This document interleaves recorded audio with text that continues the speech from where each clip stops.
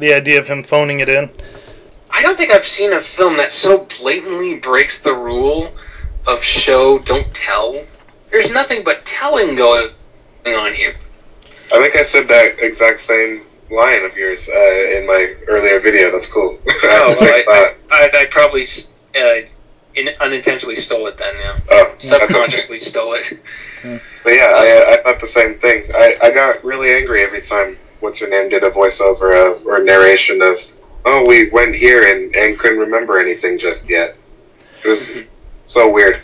Oh, and their that's the rushed feeling, is that, like, with interactions, he wakes up, she says hi, the firebenders invade the town, he's taken away, they say, oh, we have a responsibility for him, and go on there, and it's... Don't even know his name. Yeah. that was never meant to be a mystery in the cartoon, there was no reason for it, especially since when we came to it, it was Ong. But anyway, yeah, so Grieg, mate... what did you think about that? What did you think of that? Anyway. I thought it was strange that the first thing he said to her, I think, was, I ran away from home. Like, he didn't ask her name. This is somebody that just climbed out of an iceberg that he had been frozen in, and he has a giant sky bison sleeping next to him. He goes, I ran away from home. It was just really weird. That's the last thing I would have wanted to hear from somebody like that. Not a lot of curiosity there on Katara's part either. But, yeah. Also, the character of General Zhao, or however you pronounce that.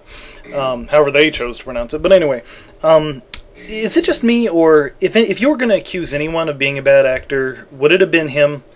Oh, definitely. Because I do think it was probably just confusing direction on his part, but, like in the last scene, or with him...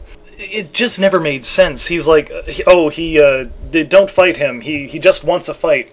And on his face, you see absolute terror. He does not want to fight. And then he shoots the fireball at him, and he says, oh, he fights alone. And I'm like, no, he has an army. And basically, you never get what he's supposed to be thinking. Yeah. That was kind of a rip-off, too, because in the show, Zuko fought him twice, and in this one, he fought him none. So I didn't understand that one. Oh, that's fair. I want to see it.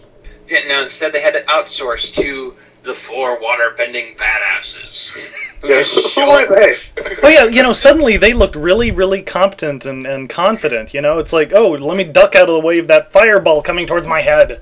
It's like, that was suddenly cool. Anyway. We are the 4 water-bending badasses, and we've come to take you out because I guess we can't have any of the named characters take you out.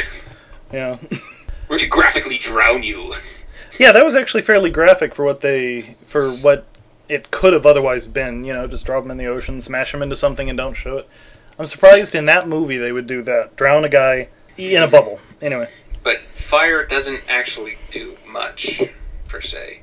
I mean, Prince Zuko's scar is like almost non-existent. He's like got a little bit of his hair shaved away. I have a scar from 3 years ago when I burnt my wrist on a hot tailpipe, and it looks 3 years later it looks far worse than the makeup they put on Prince Zuko's face. I have a burn from like when I was 2 years old on my stomach, and it looks worse but a burn from tea on my stomach that looks worse than his face.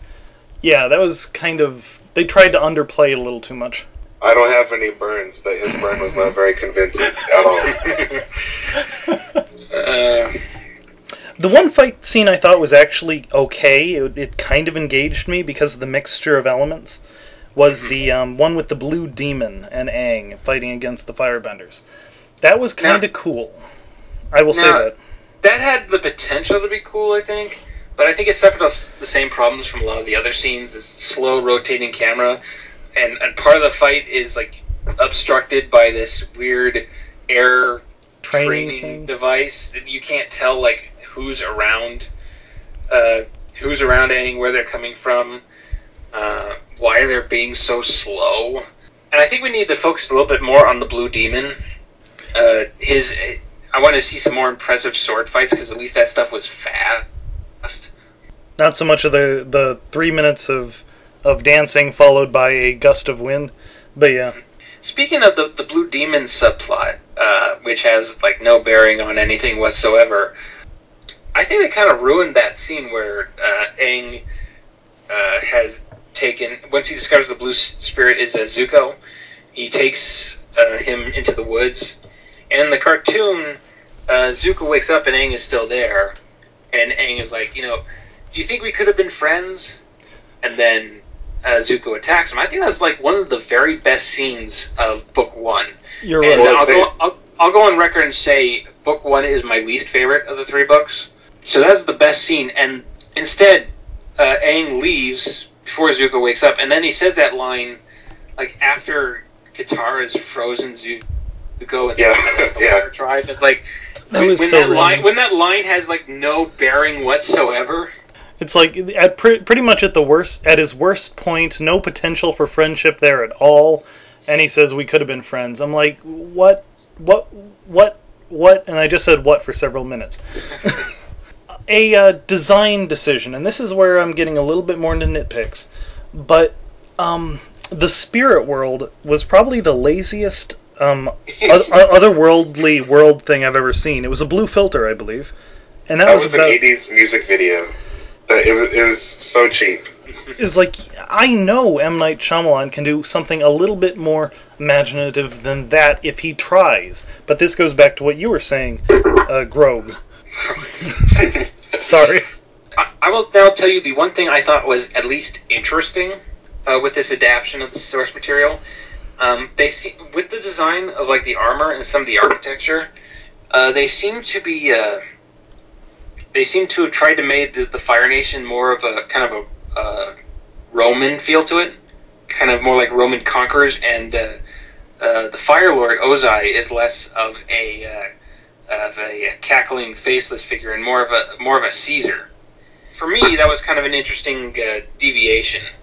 That I think they were going to change interesting. They should have at least changed it to be interesting, and I thought that was at least interesting, even though it didn't go anywhere. So yeah, I don't have a problem with that. But can I talk about him for just a second? I didn't understand his role in this because, well, I did, but I didn't understand his feelings. Like whenever Zhao was talking to him about Zuko, he was acting like something about the way he said his lines and the things he said. It was like he still cared about Zuko, but I was like, in the cartoon, this guy burned his son for talking out of turn and banished him. What does he care about Zuko? I don't understand I don't know what they're doing with him. Really. I think they were trying to, because they were like they didn't make him like a big guy in the shadows villain, like super villain with like no realistic motivation whatsoever. I think they were trying to add depth to him. It failed, but I think that's what they were trying to do. Right. It could have worked if he hadn't been so lazy. And I guess that's what I would say. If I have to put a final word on Avatar, it was surprisingly lazy. Lazy. Yes. It's sloppy for me. It's like and pointless. Really. Like. I want to go back. I want to go back and watch the cartoon. That is all that movie made. That's the only emotion I got from that movie, is the desire to watch the cartoon again. I feel a lot stronger about the cartoon because, like, now I know how bad it could have gone. If this film has done one good thing in the world, it's made me think higher of the cartoon. So, Matt, we're kind of closing this out. Do you have any final thoughts? The trailers were okay. I didn't like this movie at all. I did not either. Okay. Well, this has been Greg, Victor, and Matt talking about Last Airbender. Hope you enjoyed it. Have a good one, guys. Sayonara. Bye.